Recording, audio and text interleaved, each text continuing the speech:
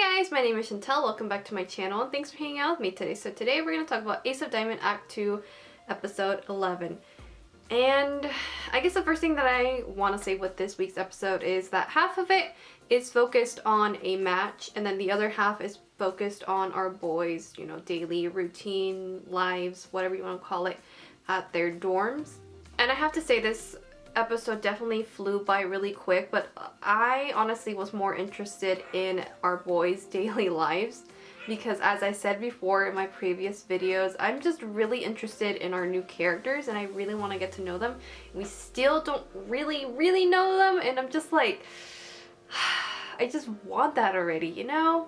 But that doesn't mean I did not like this match. It was definitely interesting just to see Samura pitch. I always enjoy seeing him pitch. It's always so much fun to see where he's at now, and I don't know, just somewhat just seeing him pitch, I love it, and it always makes me really happy to see him pitch.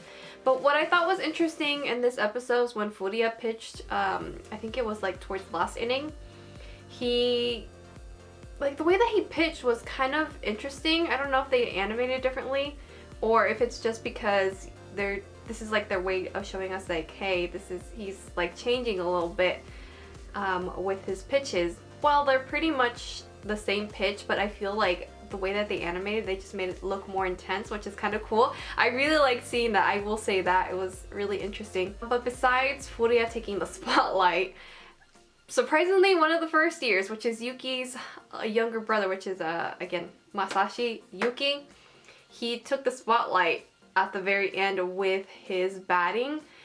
Everyone seems to be taking an interest in him, and I mean, how could you not? He hit his first home run. And on top of that, Rai-chan also said that he actually did this like 4 months before like his brother did, and I was just like, oh shit, like we're already starting the comparison between the brothers and seeing just how much like the younger brother is going to be, I guess, better. Like, I don't like saying that he's gonna end up being better, like, I don't know, just because I love our past third years and everything. They all have such a special place in our hearts and all, but it's just kind of crazy to see like what level his little brother is at compared to his older brother. So it's just, I don't know, it's really interesting to see. Moving on from the match, let's go ahead and talk about everything else that happened. So let's start off with Okumura and Samura. So they are still like not okay with each other.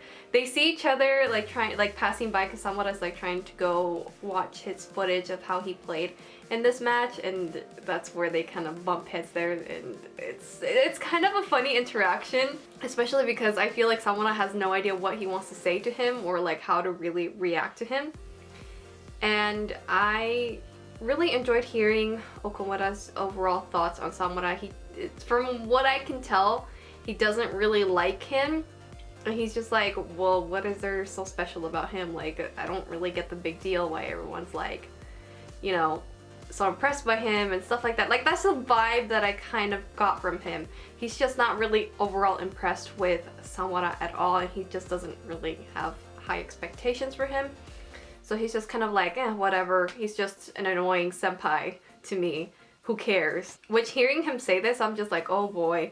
Like, you can't escape Samura, man, because at some point, like for example with Kanemaru, he didn't like him at first, but then he slowly ended up loving Samura, and like they're friends now. So I'm like, boy, just you wait. You're gonna be buddy with Samura. Like, you just cannot be friends with Samura. Samura is too precious. Like, Samura may be annoying and loud, but he's just too precious, and you just can't help but like be, what's the word that I'm looking for? Like, just gravitate towards his energy, and you just can't help but like him eventually.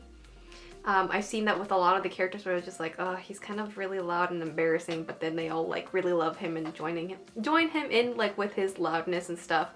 But anyway, we'll see what happens. Again, as I said in my previous videos, what's gonna happen with Okumura and Samura.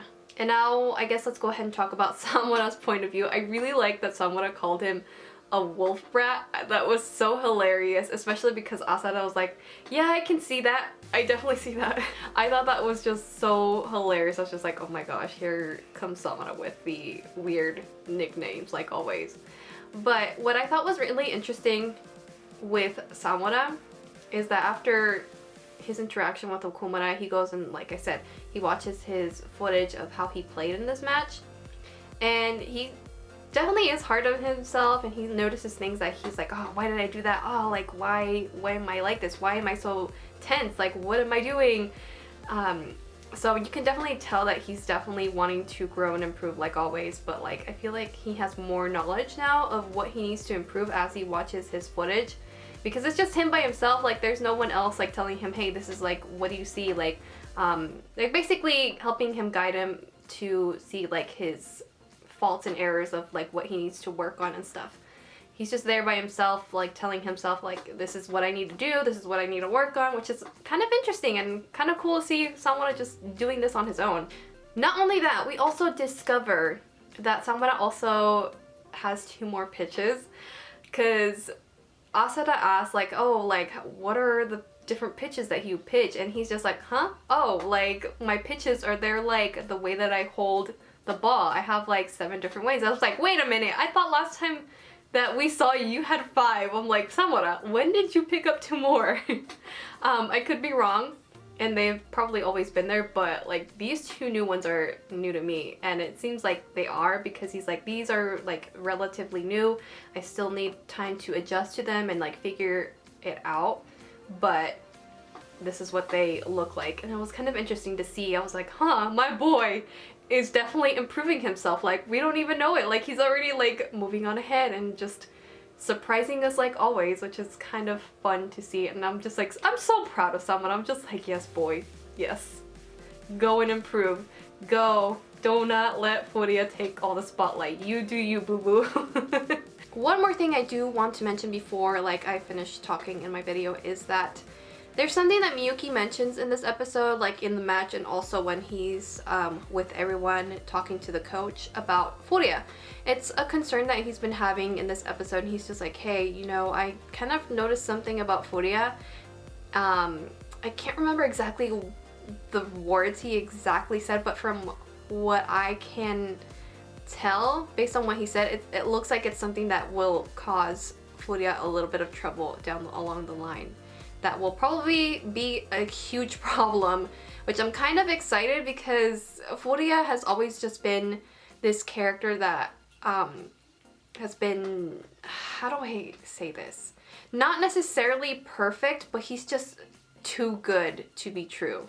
He hasn't really had that many struggles in season 1 and 2. Like he has, but it's very, very subtle. And I feel like Furuya is able to pick himself a lot quicker versus Samura, like when he had the yips.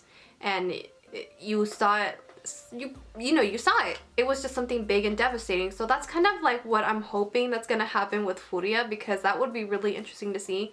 And I definitely think that it would add more to his character and give him some type of development, because really Furuya hasn't really had too much of a dramatic development or anything happen so dramatically to him, which, like I said, will be interesting to see. So I don't know what's gonna happen, where this is gonna go. I am kind of worried, like I said, but also it has me very intrigued, because it looks like Miyuki's pretty concerned, especially, I mean, yeah, it's kind of concerning because he pretty much is the ace of the team. He has all this amount of pressure, but I think this pressure might be what it kind of breaks him. And Miyuki notices that this has been something that's happened, or like noticed this like little change ever since he faced off Komoda, which I think the character that he faced off was Hongo Masamune. I think that was his name. Correct me if I'm wrong, but I'm pretty sure it is. Anyway, ever since Furuya faced him, he's been acting a little weird. That's what Miyuki kind of basically said, like bottom line. So I don't know what's gonna happen, and it like actually like right now I'm remembering that Miyuki also said that he's starting to become like really obsessed with his pitches all over again. So I'm like, huh, like what does that mean, Miyuki? Like what is it, like what do you think is gonna happen if, like, you know, I just kind of like want to pick at Miyuki's mind, like, hey, like tell me more details, like how is this gonna be a bigger issue and stuff. Like I don't know, you know. it's just really interesting to see like Miyuki's like slowly picking up on this, and he's like, uh-oh, this is not good, the way that it's heading. Anyway, I think I'm gonna go ahead and end my thoughts here. I hope you guys enjoyed hearing me ramble on like always, and I will see you guys in my next video. Bye!